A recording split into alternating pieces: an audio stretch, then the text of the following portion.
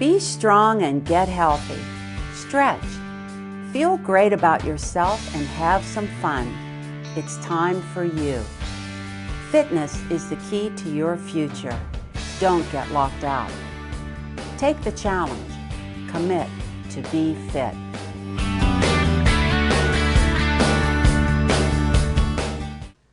Thanks for joining me today on Commit to be Fit. I'm Susie Smith, and we have a great show lined up today. It's very enlightening, and you're going to enjoy it. Have you ever wondered how to start a healthy lifestyle? Or maybe you're really good at starting, but you can't seem to reach your goals.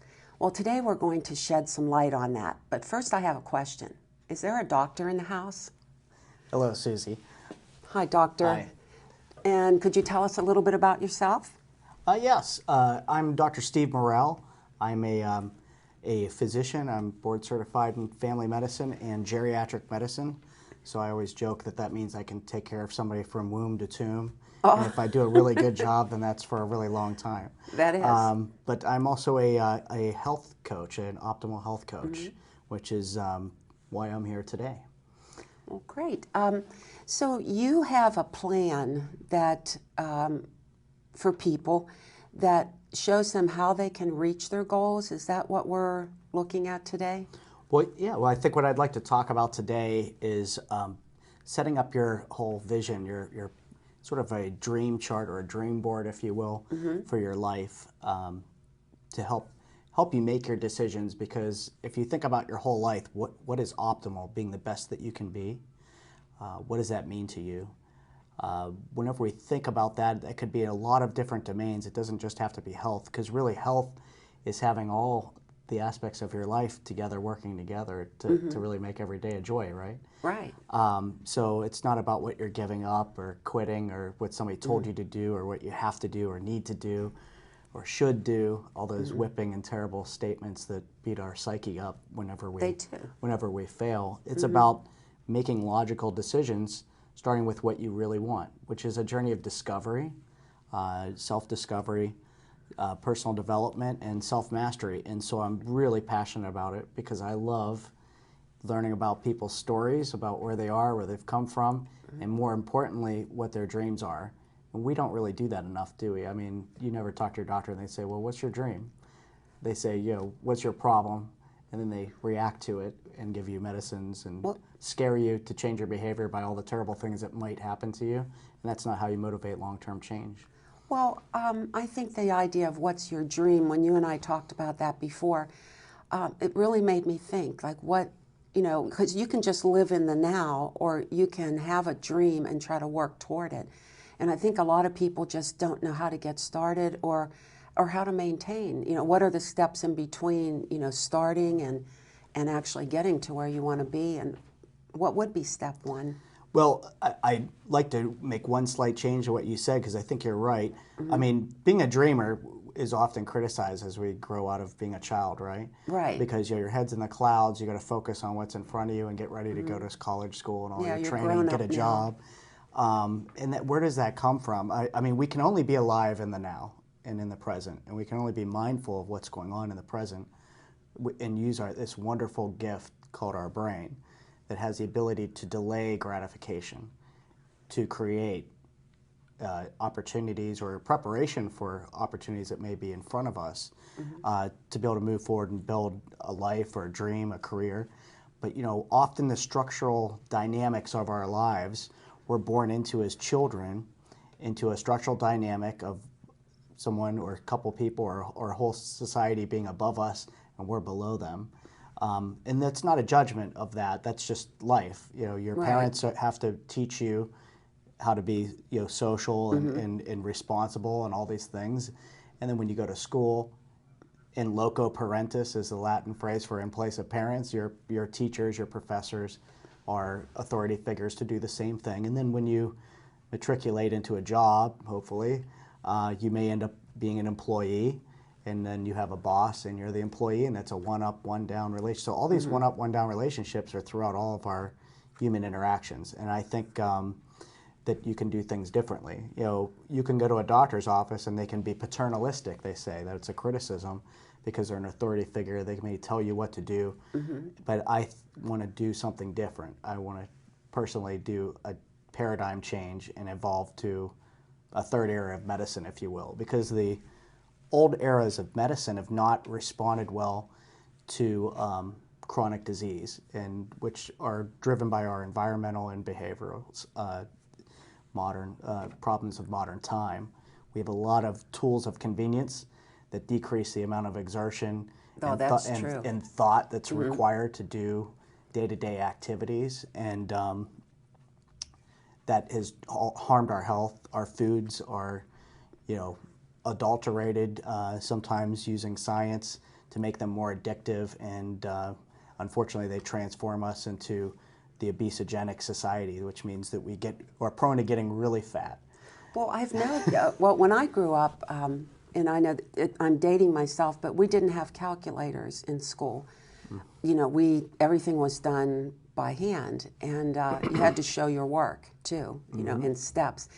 And I think that was really important in the learning, you know, process, because it just involves so much more of your brain than just, you know, using a calculator and coming up with the answer. Right. We have societal ADD, right? You know, and I really think there's a cultural thing going on, if you will, for lack of a fancier phrase than thing, but it's a phenomenon. We're going through what's called an epidemiological transition, which is a real fancy word for. Oh, is that what it's called? Yeah, it's a real fancy word for saying that the patterns of disease that have been affecting humanity over history have been changing.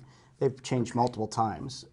When you think about in our distant human past, or pre-human past even, the majority of the time that human beings have been on this planet, they've lived as hunter-gatherer type society.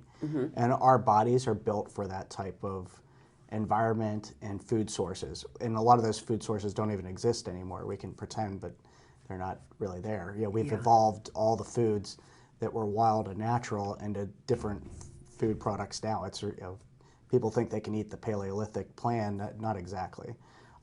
Because it just doesn't exist. Yeah, and they're really not putting the amount of work and labor every day to even justify eating the same foods that they did. Now, I'm not criticizing people that want to change their diet and try to get back to something more natural. I think that's a great goal and plan, and wonderful objective. But one of my mentors was an author of the Stone Agers and the Fast Lane, the book, The Paleolithic Prescription, which his name was Dr. Melvin Connor. So I studied anthropology in a prior life, and I know you enjoy anthropology. Before med school. So I love looking at all these, what's going on culturally, and how have we adapted to our environment, how have we changed the environment, and what's going on with health and disease. So when you look at that, human beings lived as a hunter-gatherer type society for the majority of their existence, our existence on this planet, and our disease patterns were different. Then when we began to domesticate plants and animals, there was an epidemiological transition. We began to get diseases related to exclusively eating certain food sources, primarily animals, eating more animal fats, being more sedentary, and getting larger, from villages to cities to, you know, whole countries of people being all living close together, and we end up with a sanitation problem and infectious diseases from that. Oh, yeah. So the most recent transition happened with the evolution of public health measures to make clean water in big crowded cities to get rid of diseases, and then coincidentally, or a little bit later, we began to have the antibiotic era. Well, even that time might be running short, because now we have multi-drug resistant antibiotics. We have global travel, where diseases can quickly be transmitted, particularly infectious diseases like Ebola, all around the globe rapidly, HIV, things like that. But we're also seeing, for the first time ever, well, we have more human beings on the planet, so there some food sources are scarce in some places, clean water is difficult, clean air difficult. We're sort of living in a polluted fishbowl, and the foods we're putting in our bodies are not the most optimal for the kind of body that we have that's made for a different era. And because we are made for that different era. Is that what you're saying? yeah, like we're designed to be very, very energy efficient. Because even with my workout, I did a little studying about years ago about what the cavemen would have done to work out, and I've tried to like think of things to do functionally that they would have done. Lifting big boulders. Big boulder, you like lifting and tossing and things like that, you know. And I just actually made a whole little workout out of it, and it was, you know, kind of interesting, but to see where we came from and how everything has changed. So, what do we do now if we want to, you know, get started on a healthy lifestyle? Because it's so confusing out there with all the foods and all the, you know. And then just yesterday, you know, eggs are good again, I guess they said. We don't have to worry. So what's a good rule of thumb for us? I would say, first of all, being appreciative of the fact that we don't have to live like the hunter-gatherers, because we don't have to spend our whole day getting enough food to survive, So right? that's a To good get our thing. calories. That's a great thing. That means you can sit and be more leisurely. Hell, I know people are probably going to laugh at that. You know, we're not being leisurely when we're running around with our kids and jobs and so forth. But we have more luxury of time in that we're not struggling to survive literally and starve to death or And fight freeze off to death, fight or- off a saber-toothed tiger or anything Yeah, like we don't that, have to right? do You know, we're that. not in imminent danger. So we have the luxury of sitting down and planning on pieces of paper or on your computer your goals and dreams and vision. So would that be like if I want to, I don't know, if I want to lift a certain amount of weight, should I like just start by writing that down? This is my goal, or? Well, I think nobody starts right in the middle there. That might be what's on their mind as a topic and a particular objective. So I think putting whatever goals, whatever has your attention needs to come out of your brain and onto paper and be put into a map, a mental map even. Because only then you know where you came from, where you're going, what all the different little pieces are. It also reduces stress and anxiety. So, you know, if you want to lift more weight, you know, there's a reason why you want to do that, right? There's a certain goal, like what do you visualize with being able to lift more weight? You know, is that, you know, what's your reason why? So I like to go to an even more fundamental and foundational perspective on a person's life. Like, what has a person thought about their reason why they're on this planet? Or, you know, and you don't have to necessarily be religious to answer that question. But if you are religious or do come from a spiritual faith and you're not tying it into that somehow, then you're missing a step, or you haven't thought deeply enough about what it is that you're doing and how it fits into a broader context. So, you know, for me, to me, being able to have, you know, my time and not be trading my time for money, so I'm not stressed out by that. Be able to have less stress, be able to have time. You know, what would be a marker that I've reached that when I can give more time to charity, and because that has purpose and meaning to me. Me too. I do a lot of volunteer work, and I think if you're not doing volunteer work, you need to choose something that interests you and get out there and do some volunteer work. It's really good for your soul. It's good for your soul, good for your mental health, and everybody needs each other. You know, there's people that go for long periods of time with nobody treating them like a human being, let alone touching them. And right now is one of the coldest days of the year, and there's people that are out there on the streets that are homeless. So that's one of my passionate things.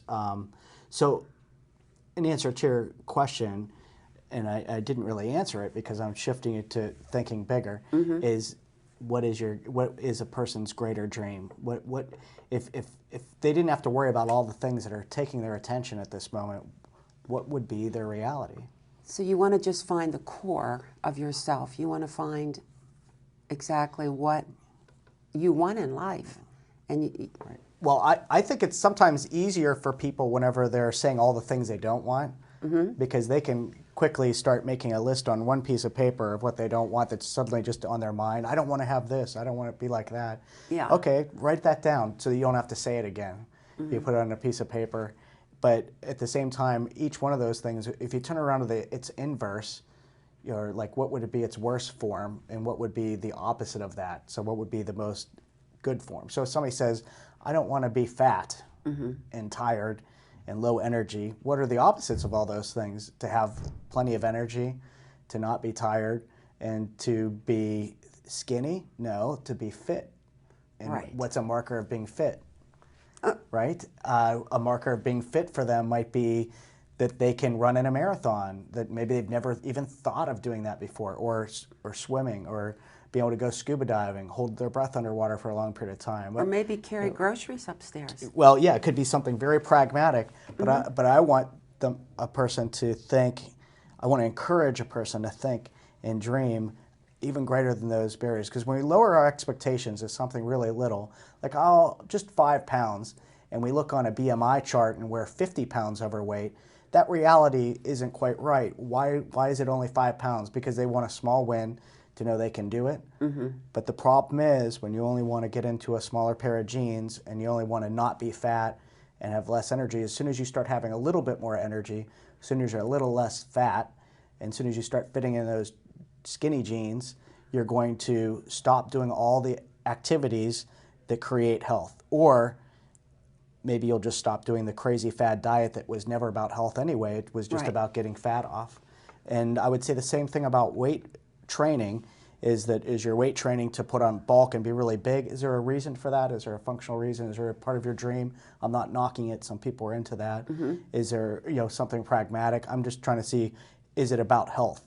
If it's about health, then it fits into a broader way of looking at your life. So, and I want to kind of back up or transition to looking at that broader look at the life.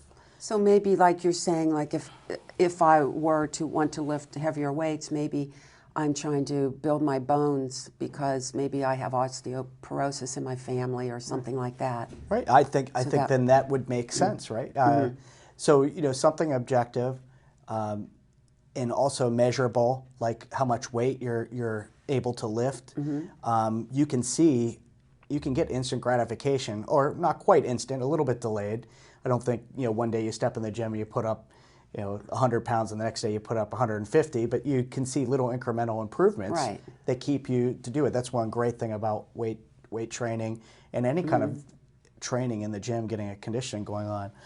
But again, I want to get back to, has a person thought about their fundamental choices in life, all the different domains of their life that may not be optimal, their best that they can be, the best they can imagine them being for some greater dream and vision, that is always going to be a reason to incentivize them to look forward and above all the obstacles and things come at them and see that what they want is somewhere over some of these things or around them, so they can plan how to get there. That's a good visual when you're talking like that, because I'm thinking a lot of people don't give themselves enough credit, and they might say, I just want to be able to carry my groceries upstairs. Right. But yet they could be walking with their grandkids, they could walk a 5K or maybe something. Be able to go on a trip with your grandchildren and be able to walk up and down a mountain trail that maybe right now they're having trouble with that. No, I'm not saying you can necessarily reverse some terrible things that people have gone through and are struggling with, but you can improve it. And if they look, I like to look at the hierarchy of choices as a fundamental choice is whether or not a person wants to have the best health they can have, optimal health. And then from there ends up being primary choices. So there are some foundational components of health, and we know that weight is one of them. Nutrition is another. Physical activity, including weight training, some basic walking, cardiovascular fitness, all those things are parts of primary choices and primary areas of focus that then have secondary choices that go along with them. So a secondary choice relating to, let's just pick something outside of health, just to think outside of the box. I always want someone to think a little bit more outside the box. Is, let's say that one of your primary choices in life is that you want to have a better appreciation of music and be able to perform playing the piano or guitar well enough that you would want other people to hear it. Maybe even if we were to dream that you'd go to a real concert, play at Carnegie Hall or something. Okay, maybe that's an outlandish dream, but that would be a lot higher than just saying I just want to be able to make noise with the instrument. Right. So if that is a primary choice for somebody, they then have secondary choices that follow. Secondary choices are, Do I play video games in the Xbox for 4 hours, or do I at least for 1 hour practice playing the piano or learning a guitar chord, and until I learn that as a new habit in a new way? So we're trading one thing for another all the time. Our brain makes over 200 food decision choices in the course of a day that we're Wow. not even aware of. We make all kinds of choices, and we can make choices that create and or maintain our health in each moment by being mindful of the moment, living in the moment with an awareness that's a little greater for what we're doing things for. Why are you choosing to do what you're choosing to do over the infinite other things that you didn't want? So, for example, I get into a car every day. Whenever I get in a car, and I automatically reach over and put on a seatbelt. I had to train my brain to do that. Why? Because I want to arrive at my destination, and if there was a car accident, not be injured. That little choice saves 200,000 people's lives a year. So you're saying that we can train our brains to think logically and make these decisions and switch outs.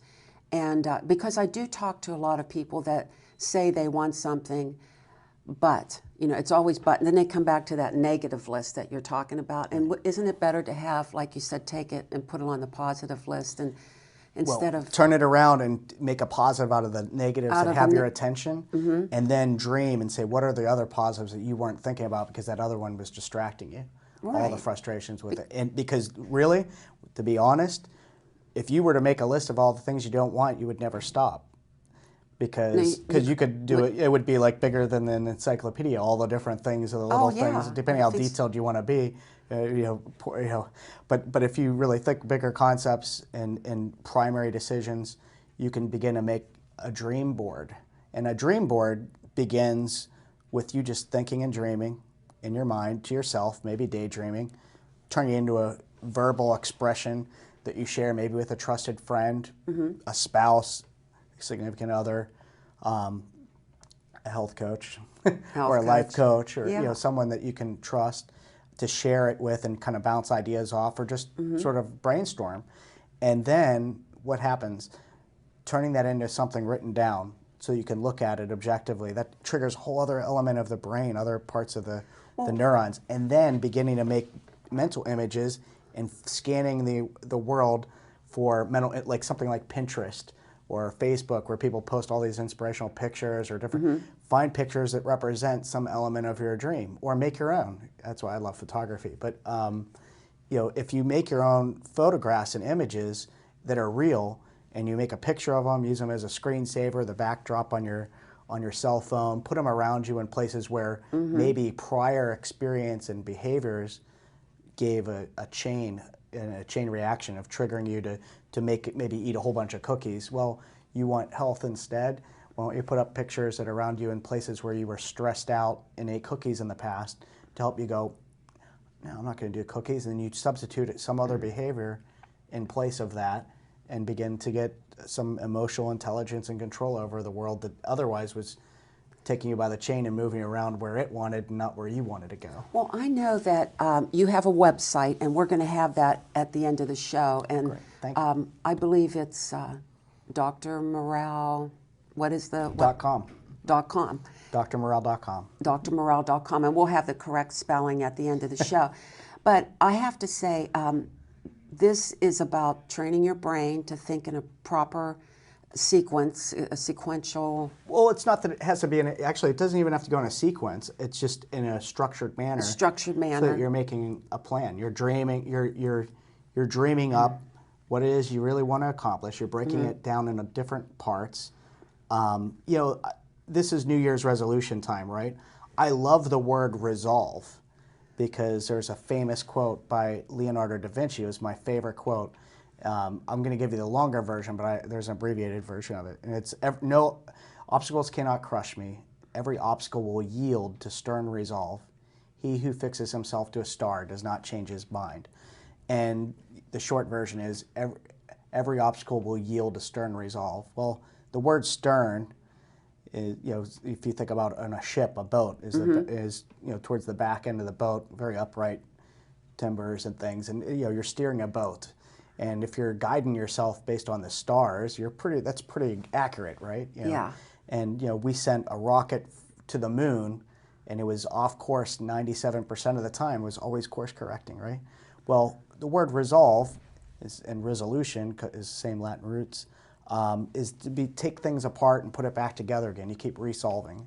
So once you kind of know what you want, you know, the Rubik's Cube, you have a mental image of what it looks like when it's complete. The mental image is really important. I know when I was competing, I used visualization a lot to get me through. But I think we're running out of time. And one thing I do want to say is that I know that you lost 100 pounds. And this program really works that Dr. Steve has. And we have his website, his new website at the end. And you have so much information, it's overwhelming. You have so much going on in your head that we need to do another show and, you know, just keep it going. But it would be my pleasure. But these are great ideas, and I think what you're just trying to say is just we need some structure, and go to Dr. Steve's website that's listed at the end of the show, and then they can even contact you, right? Oh yeah, absolutely. drmorell.com. You know, what I enjoy doing with health coaching is I actually do video consultations to support my clients. And by the way, people might think, oh, it's probably really expensive. It would be. Most people would never be able to afford to hire a doctor to talk to them, you know, and walk with them for the rest of their life. But the program that I coach for, that support is free for life. And so I give free consultations for that program. You know, I can't, you know, I don't necessarily have time to talk to somebody for a whole hour every time, but they can touch base. Often we do talk, and the idea is to start beginning a relationship, a rapport, to help you create what you want. You have a passion. Oh yeah, it's there's nothing more fun than seeing people wake up to what they really care about, and seeing that they become unstoppable. Then they become like Leonardo da Vinci described. Nothing will stop them. Thank you for being on the show today, Dr. Steve. Thank you. And please come back. I will. Thank you. And I hope you check out Dr. Steve's new website. And remember, take the challenge and commit to be fit.